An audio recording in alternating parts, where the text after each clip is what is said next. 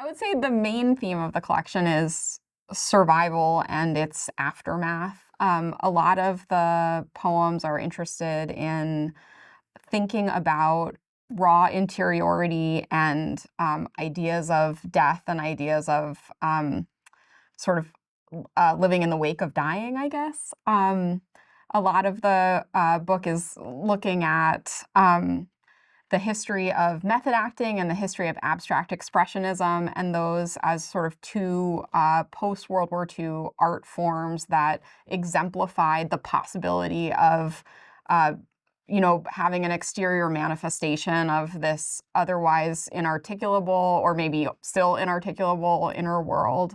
My writing process is pretty haphazard and unregularized. I would say that I'm sort of writing all the time while doing ordinary things. I write a lot in my head. I write a lot out loud. I don't have like a spot that I sit at for several hours per day or that kind of thing, though I very much respect and admire writers who work that way. But I'm sort of writing in the background most of the time. I do carry a notebook with me much of the time. I also say things to myself over and over in order to remember them. I feel like if I think of something and I haven't committed it to memory by the time I get to my notebook or my computer or the ability to write it down, it hasn't stood the test of like I'm dwelling on it sufficiently enough for it to be decent material for a poem. So that's also its own kind of culling process, is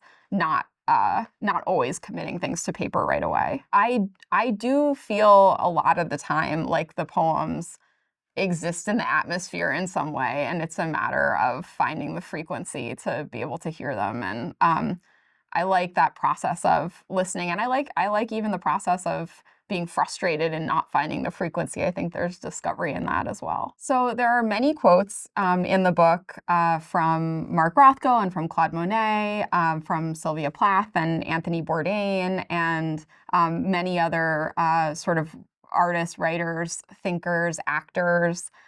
All of the quotes are they are all real. They all came from research that I did, and there's a pretty extensive note section in the back with attributions for any quoted material you might see in the book, and also some reflections that beyond the poems about how these quotes might function in conversation with one another, and a little bit of why they were meaningful to me. One of the most challenging pieces to write for me was the penultimate poem in the book, which is called Sorry to Eat, because I had about 80% of that poem for a long time, and I just couldn't find the ending.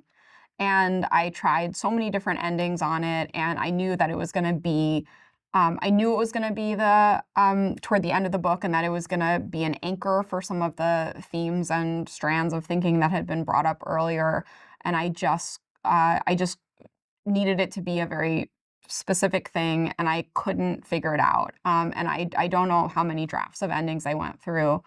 But then I was on a airplane and I was watching the movie Jerry Maguire, and there's a scene where Tom Cruise gets really mad in a restaurant, and he's sort of like accusing his former boss of bringing him to this restaurant to have a difficult conversation with the idea that he'll be well behaved because they're in public. And I was like, that's the end of this poem. And I was so happy that I figured it out. I was just on this airplane, like I just wanted to tell someone, but it's only strangers on the airplane, and it's not good manners to talk to people about your poetry, so I kept it to myself. One thing that I would like to say about my work is that I think that sometimes people express to me that if they have read the book on paper, they have found it to be pretty serious and pretty somber, and then if they have seen me give a reading, they have had to come to have a different impression of it, that it's a much lighter work, and that it's more of the focus is on the comedy. And I do not find these things to be mutually exclusive at all. And I think, a number of these poems, sometimes they can have different lives on the page and out loud. And even when I read them out loud, I sometimes modulate not just how I'm reading them, but sometimes I'll change. One thing I do is I change place names. Sometimes if there's a poem in here called Individual Normal Hill that has some rivers in it, and I've had a nice time so far going to read in different places and substituting local rivers for wherever I am.